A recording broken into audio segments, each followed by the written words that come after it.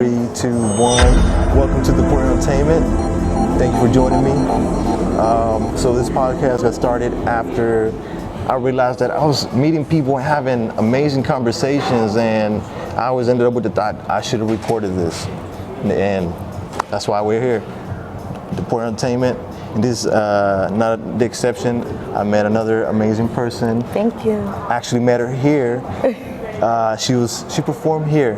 One of her great poems that she did. This is Brenda Phillips, also known as Mrs. We Care.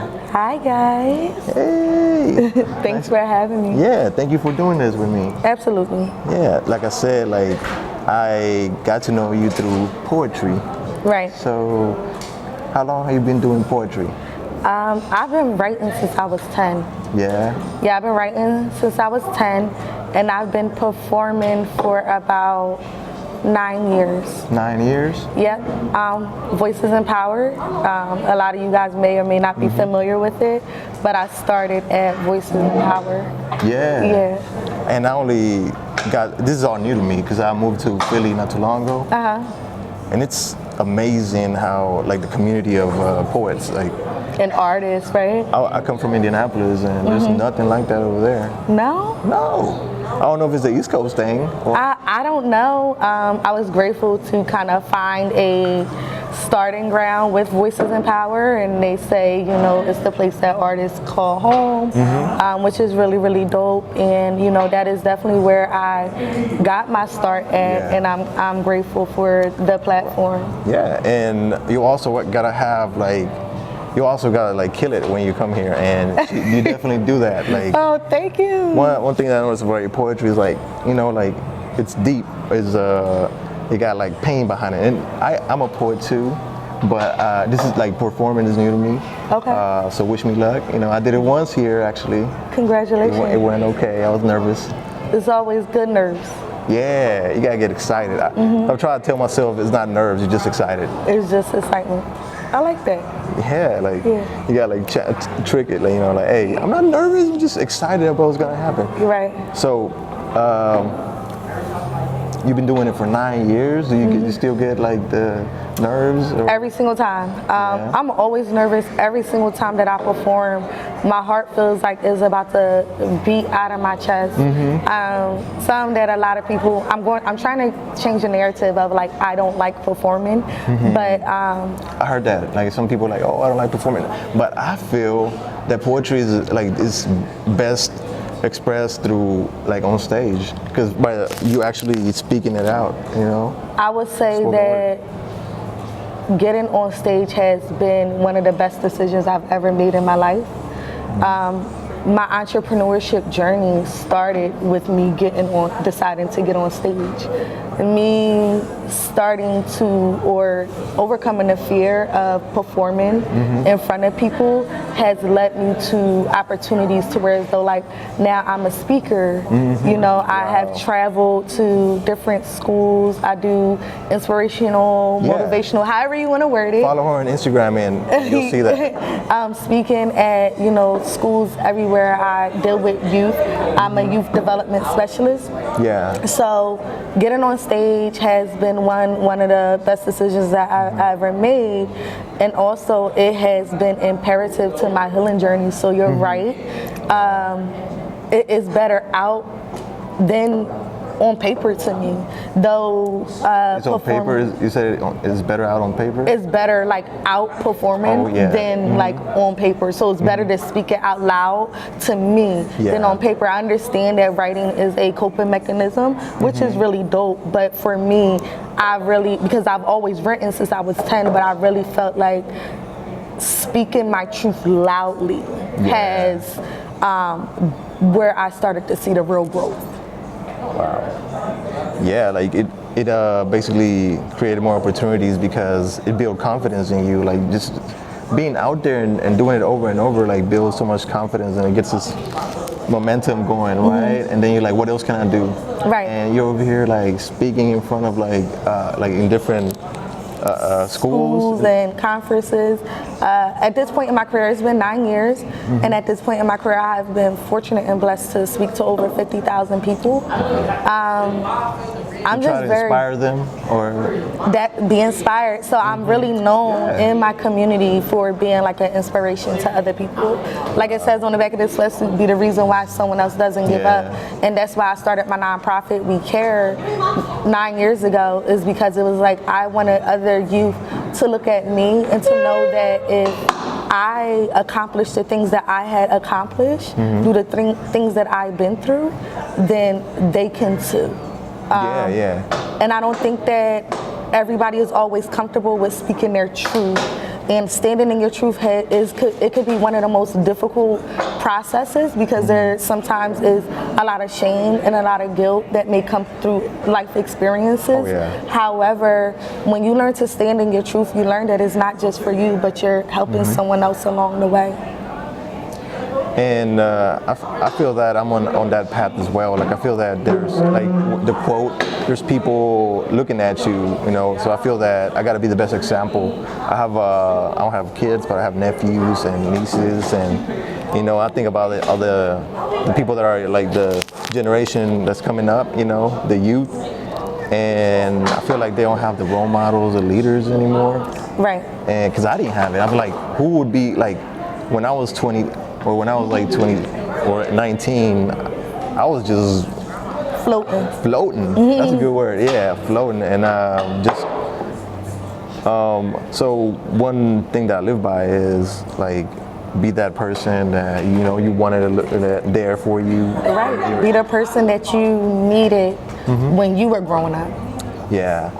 So it's life starts like you start moving differently after that. Absolutely. And look at like what happens. I mean, that's why I'm blessed that you're here with me. Thank doing you. This interview. No, yeah, I'm just humbled that you even reached out to me to ask to speak to me. Thank you. One of the reasons was because you did share that what you do for the community, and I was like, wow, like because I've been wanting to do the same, as in like, or like just put my 2 cents in. One person can't change the world, but you know. We can start something. You can be, like you said, inspire something. So the more people behind the movement, the better. So whatever you're doing, I want to be part of it. You know, helping the community. One of the things that I want to touch is the violence. The reduction that needs to be addressed, and I feel that one way that can be addressed is more role models, more role. Yeah, absolutely. Just even like, I mean, granted, like having role models, having mentors, and dealing with kids is, you know, a thing. But we also have to understand it does start at home, you know. Something that we don't often talk about, like even with me dealing with kids and have to deal with parents, you know, parenting is imperative to the outcome of a child a lot of times, right?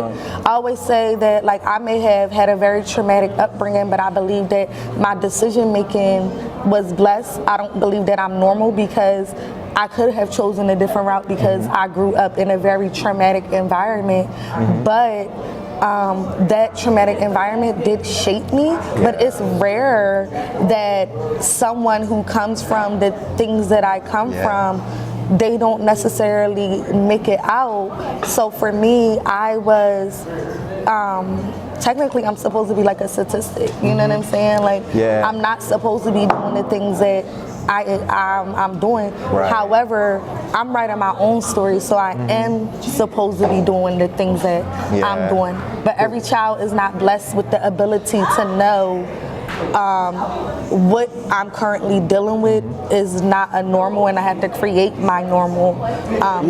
So make it as a more like it's like more like you're setting the example that it can be done, and you create that it's more of a normal, like you say, it's more of a norm. Like like we're actually supposed to be successful. They're successful. Like we're not supposed to be another statistic. We're not supposed to be struggling. We're not supposed to come from poverty. I want to show that you could be successful. You could live a life of luxury, whatever, a life of luxury to whatever your standards of luxury is. Standards, because you don't have to rob. You don't have to shoot. You don't have to rob, you don't have to shoot, you don't have to do any of those things to obtain the things that you actually desire in life. Everything comes with work and consistency and persistency and all of those things. And a lot of the generation does not understand because they live in a social media, microwave, quick fix. Oh yeah. Setting, so they don't understand the actual world type of work that goes into obtaining or achieving a certain level of success. So we have to show them and remind them of the things that of the work that it actually takes. You know what I'm saying? Of the work that it takes to get to a certain level. Things cannot be handed to you, you know what I mean? No. But they live in a social media world where they aspire to be like certain things, but even when they're looking at these people on social media, they don't know the type of work that person may have. They make it look easy. Oh yeah, you still gotta put in the work behind the scenes. Like we are like going viral is like, you know, everyone like nowadays going viral is the key. Like you know, creating content and all this. But are you like?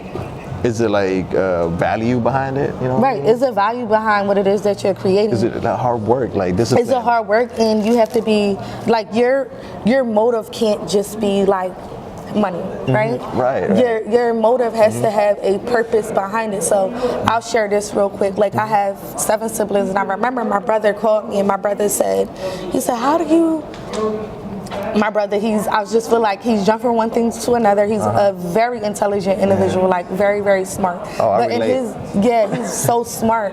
But in his mind, he just thinks that people, just support me, and how do I get people to support? Like I said, by being me, by genuinely being me, I don't have to pretend to be anything more than what I am, and to stand in my truth. Yeah. And that's how I've been able to connect, and people are connected to vulnerability, and vulnerability is also how much you want to share. Is levels to vulnerability. Right. People connect to your true self. And when you're a poet, you gotta be vulnerable. You gotta speak difficult. Your truth. Yeah, and even like we was talking earlier, when anybody that knows me in the beginning of me starting to write poetry, I couldn't perform without crying. And I ain't talking about like little teardrops. I'm talking about like embarrassing, like snot crying. Because every line you speak it with like the emotion, like you actually feeling it in the moment. And see, I'm not saying like a typical poet, but from me, so there's like all different type of poets and spoken word artists and stuff like that. I personally don't even like being called a poet because I feel like poetry is just like a piece of me. It's not all of me. Yeah, I feel you. But for me, like I am someone who writes based off experience. I'm not someone who has been able to write from like different perspectives. But the crazy thing about it is I write speeches, so I could write speeches like bullets and point this to know that I want the outcome to be this, and I want people to walk away with this. Yeah. But it's so crazy, I cannot write poetry from a place of like not experiencing it. So everything that I have written is literally so personable to me. You know what I mean? Like it's probably a very true experience and reflection of my life's journey. Yeah, my poetry is a little different. Like I try to put generalize like a whole like where people can relate to it. Right. Like so I don't speak really about my experience. I'll speak more about like the maybe things you've seen. Like what we all can find like we struggle with that too, kind of like the last I did an open mic yesterday, and this poem that I did is about how people that had near-death experiences, either through suicide, car wrecks, you know, like anything like that, or overdose, you know, because you know, like as guys, you know, we get influenced by a lot of things, and drugs is one of them. So I mean, you know, it doesn't matter guys and girls, but you know, so some of us fall into addiction that we have to beat, and addiction is a struggle. Hell yeah. That is a struggle that I never want to know. My parents suffered from addiction, so it's just a struggle that I never want to know that struggle, because I know that it is a real sickness, and then I know it's a real struggle. Yeah, and the hard part is that we don't know how to help him at times, you know, and we actually like vilify him, you know. Damn, you know. And there are people too. There are people with real experiences, with real stories. So even, excuse me, they need to be like, they're humans as well. You know what I mean? They're humans as well. There's a thing in Portugal where they wanted to, like, the overdoses like were rising, so they started like creating a program where instead of putting people behind jail for like drug use, they started creating like facilities where they can go use the drugs and then take care of them there. Oh wow. Yeah, and they started like, at first they went there for drugs, but then little by little they just, you know, they treated them like humans, like they took care of them, and that started changing them. Like some of them actually started to rehabilitate. Yeah. And because like, they were probably being treated like a human, you know. Exactly. Yeah, that's what I was trying to get to. You know, and it is a sickness. It's a lot. I mean, I could sit here and talk on, you know, just addiction all day long, because there's so much that goes into it. I believe a lot of times, like, addiction comes into play when trauma comes into play, and coping. A lot of people, if you hear any of their stories, if you ever talk to an addict, there's always probably some type of trauma before that. So they're always kind of looking for an escape. Like 95% of the time, there's some trauma before that, and they're looking for some type of escape. It's probably like 5% that is like had an amazing life and they just really chose this life. You know what I mean? And don't get me wrong, it's still a choice in a sense, but when you're addicted, I do believe it's also a sickness, because you haven't learned like coping skills, you know. You haven't learned. I always say, you know, like my mom and dad, they battle with addiction. Thank God writing was a coping skill for me. Oh. You understand what I'm saying? Right. Thank God, like, writing was my outlet. That's a good point, because we feel that people that go to the gym, like, we all like chasing this high, like you have a runner's high. Like, we are looking for this high, but the way you're getting your high is what matters, you know. So is it like benefiting you? So you writing essentially has always been like an outlet for me. Yeah, it's not a high, but maybe like the feeling of putting your emotions on paper made you feel it's better. Always been like a very good coping mechanism for me. So I'm very grateful for that, and I'm grateful that I didn't choose drugs. I'm grateful that, you know, I didn't choose anything that was going to hinder me or harm me. Like, I'm not perfect. I haven't always made the best decisions, but I will say that I've made better decisions coming from the background that I've come from. Yeah. And plus, you know, guys tend to make dumber decisions than girls for the most part. I mean, they say that, you know, ladies, we're the smarter ones, ladies. Yeah, I know how to stay out of trouble for the most part. We're the smarter ones, but... we wasn't making decisions that put us behind bars or like... Yeah. You know. I mean, like, a lot of times, but, you know, they say, like, women are, you know, we mature faster than guys or whatever, but... I do think that, once again, like, your experiences and your choices shape you. Yeah. So. Let me do something right quick. Woman bring to the table, or what should man bring to the table? Yeah. I'm like, we're against each other. I'm like, why? I mean, I think that I feel like it's more like a symbiotic relationship, you know? People have to do what works for them, right? Like, I hate the term, like, 50-50, like, but what does 50-50 look like to you? It doesn't always have to be monetary. Right. You understand what I'm saying? So even when people go into, like, what she brings to the table, what he brings to the table, I mean, I'm a woman, right? And don't get me wrong, like, men, I don't ever want men to feel like they're not a catch. They are, right? But what I do feel like, I always have felt like a woman could make a man's life better. Now, it should be reciprocated the opposite, the same way. But I also feel like women shouldn't feel like they don't need a man. Like, I don't feel like women should feel like they don't need a man, because I do feel like men still provide, the right man could still provide such a safe space for a woman where she doesn't feel like she has to do things alone, or where she doesn't have to feel masculine all the time, or she has to be the one to make certain decisions all the time. She could trust him to lead. But I feel like not all men stand in their leadership role. Yeah, we got to learn to be that role. Yeah, like, and sometimes in like just our community or in the African American community, it could come from obviously like the lack of having a father in the household, and the mother being a primary caretaker or the grandmother. So there's so many different aspects to that, and I even see it with kids that I work with today. However, like a man having a leadership quality and the right man and the right woman, whatever your 50-50 is, make it work for y'all. Like, I don't really think that it needs to be like an argument. Yeah. Because you do what works for you. Well, the reason why I brought it up, I feel that like we got a lot of people like going viral and like creating podcasts about it, like from the guy's perspective.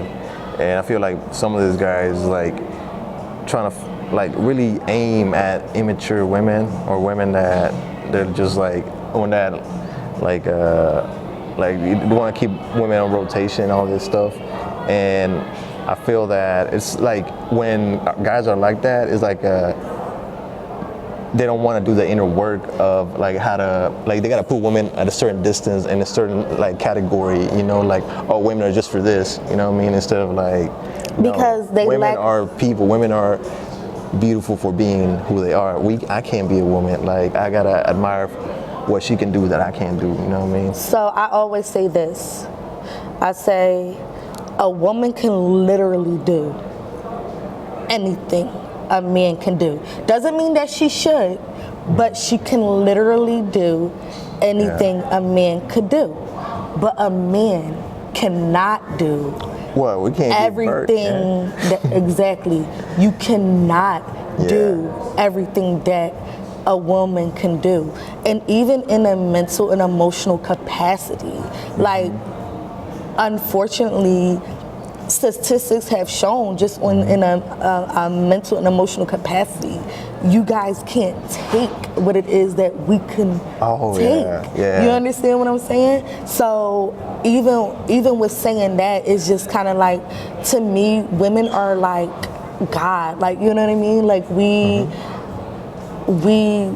bring life into this world. Yeah, I was gonna say that. So how can you, for me, like even as a man, I feel as though a lot of men lack emotional intelligence, especially when they are disrespecting nowadays, women. I would say that. Yeah, men lack emotional intelligence, especially when they're disrespecting women. How could you disrespect a woman when a woman literally created you? You would not be here without a woman. I mean, look, Tupac said that, he said, like, yep. One of my favorite poets, okay? He is a poet, right? Yeah. Do you have do you have any like lines that you wrote that you're like, damn, I wrote that? You know lines that I wrote? Or do you, because you write more like about like to like tell story, right? Yeah, I can't really say that. Like I think that sometimes I write stuff like to like kind of like bars, like lyrically. And so it's crazy because I wouldn't really consider myself like a lyricist. I don't even know if this is a word, like an experiences. I don't know, like create. Like I feel like when you're listening to me speak or perform, I'm literally giving you an experience. Like I feel like I'm painting a picture with You're words. Putting them there, like I'm putting you there, and there are like though my words flow and they go, and there's like, oh dang, like you know what I mean, like and it hits. I don't really feel because it's crazy because I think we were talking about this, but like I'm not even like a hip hop head or a music head, but I write, right? I write, so I wouldn't really consider myself like a lyricist or anything, but I do feel like there are certain bars when I perform. Let's not call them bars, call them like certain like lines. That when I perform, people are like, wow. Like now honestly I can't think of one line, like you know what I mean? But I do know that certain things hit differently to an audience. Yeah, and sometimes it's because they relate to it. Yeah. Yep. No, for sure. Either from a woman's perspective or from like they been through the same struggle. You know? Yes, absolutely. It's like, I actually have a line in a poem. It goes, I think it goes, don't quote me because I can't, it's You like in didn't the tell middle. me, like, It's you in the don't middle, remember the lyrics? Yeah, it's like, do you know what it's like to be in a room full of people, you know that you're visible, but they don't really see you. So it's like, you're in a room full, they see you, but they don't see you. Oh, you know what I'm saying? right. So, You gotta say like, that but line when I twice. perform, like, do you know what it's like to be in a room full of people, you know that you're visible, but they don't really see you. So I think, but when you hear the whole context of the poem, like, it hits harder. But that line to me, I feel as though it's so personable because I feel as though with anybody, when someone first meets you, regardless of what we say or not, there's an immediate like perception of probably what you think or you may think how this person is. Right. But a lot of times, I'm being honest, people have this perception of me, but then once they actually get to know me, they be like, oh wow, like she's, you know, established, or she's not what I thought. And I've had people say that to me multiple times. You're not what I thought that That's good. you were. I get that too. I'm Really? like, yeah. See? Like, it's because And I don't take it personal. I think it's like, it kind of like you feel good because you know the work that you put like to change. Right. Maybe you're not a finished product. Right. But like you came a long way. I came a long way. I mean, I came from like, I'm from Texas. I'm from a small town in Texas. There's nothing going on, a dirt road. So. But yeah, like I had to like, basically everything was new to me, you know, a town, a city, a bigger city, like the culture, how it moved, you know, I learned all that, and you know, I felt like I was playing catch up, you know, so, you know, and so someone might come, like people living here might get used to all these like big buildings, but to me they're still amazing, you know. Right. Even like going to the park here and seeing the skyscrapers in the back, I'm like, God. I mean, you know, it's experience. It's shaping you. It's becoming traveling. Actually, let's go back to that. Leaving my hometown was one of the best things that ever happened to me. Really? Yeah, like I started seeing how people that are still living there, like they're still like being influenced by their environment, and I could see that. I was being influenced by a different environment now, you know. It stretches your mind. Yeah. I love traveling, by the way. Yeah, I mean, I want to travel more for sure. But Yeah, I love traveling. It's actually a part of my self-care. Yeah. I mean, like traveling is like high priority on my self-care. I have to travel. Like, you know how some people's like, oh, like I need a spa day, or you know, I need to travel. I need to go see a different place because it helps me decompress. It stretches my mind. I need to see something different than what I have been seeing in my day-to-day. Exactly, and then you come back refreshed. Right? Refresh, right? So back to work. Yeah, back to work is always purpose work, y'all. Make sure you're doing purpose work. Make sure you're working on something that is creating a bigger purpose that's bigger than you. So is there any like upcoming events or upcoming things that you're working on? Oh my God. That you can talk about? Or No, like you write a book or anything? Or you do speeches, right? Yeah, I speak a lot. It's so funny. You're probably, I don't even know. But I feel like when you keep hearing people mention certain things to you, like it's for a reason. But like the first thing you said was like, are you writing a book? I've been told that literally for the past 9 years. You need to write a book, you need to write a book. I don't know if I'm there yet. So that's a whole nother conversation. However, I have some amazing things coming up. I have a sleepover for 10 underserved but very, very deserving young ladies. So it's an empowerment sleepover where we are showing these, it's going to be at a mansion, like a mini mansion, but we are basically showing these young ladies and talking to them about self-love and how they're deserving of living a life of luxury. Are these women that need it, or are these women that... Young girls, no, they're 12 to 17. Gotcha. So I was just wondering, like, is it like people that are already successful, or is it like people that actually you're trying to inspire and influence? That No. They're young girls. They're 12 to 17 that I have, you know, that come from communities that basically taking them out of their environment and showing them and exposing them to something that they've never experienced before. Oh, that's dope. So it's an empowerment sleepover. That might It's going change to be your at life. right. It's going to be at a mansion. It's going, we're having dinner catered. I'm having different speakers. It's just 10 young ladies. It's going to be very intimate. Yeah. That's on May 14th. I'm very excited about that. I'm actually doing a show. I don't know all of the details. I'm actually doing it with Lewis from Voices in Power. Gotcha. On Shout out to Lewis. Yeah, May 20th. I'll be doing that with him. Everything that he's doing. Yeah. June is my birthday. Same. Yay! So I am a gem. Yeah, I'm a gem. I always keep it just like that. I'm a gem. You feel me? So I'm a gem, and What day? June 7th. I'm June 20th. Okay. So I'm at the You're right at the cusp. Yeah. So June is my month. So I literally spend like I love 11. June. Yeah, It's the June is best- my month. Best month of the year. It really is. I literally spend 11 months out of the year intentionally giving back and creating, curating community events, speaking at schools, doing whatever. But June is about me. That's mine. So I travel. I travel. I do something like every weekend. I try to do like something like a bucket list. So June's my birthday, Yeah, guys. bucket list, yeah. And then August, I am speaking. I'm the keynote speaker at a women's conference. September, I don't want to say that out loud yet, only because it's not confirmed. Gotcha. And then October, I'm having my first personal show. October. I have, October looking 15th. forward. I have a partner, but it would literally be featured just me and her. The concept is amazing. I don't want to talk too much about the concept yet. It's something that spoil it. I've never seen done before. So it's but the show is titled Pages from Our Diary. So Oh, that's interesting.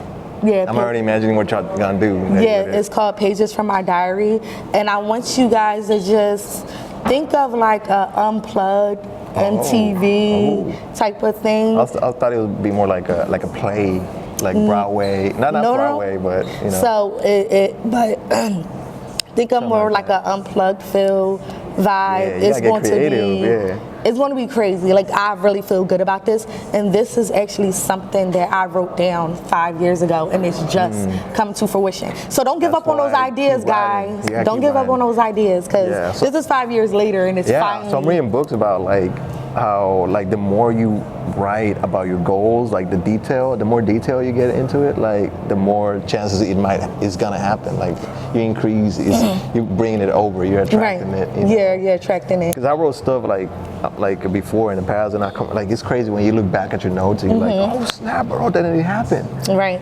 Right. Yeah. I mean, I gotta write bigger dreams, that's for sure. You can't settle. Like sometimes I wrote something and it was like, I want $20 an hour, or I want to make this amount of money. You know, like it's not big enough. You know. If your dreams have to scare you, and you can't get complacent to where you are, and I had to realize that actually. You know, I had to accept that. Like. No, and it's hard to accept. We kind of like still feel society pressures, right? Like confirm to it, like maybe I should just be this, right? Yeah, nah, do whatever you got, whatever. Don't be scared, like of what those pressures, like they're gonna talk anyway, right? They're going to talk anyway, so give them something to talk about.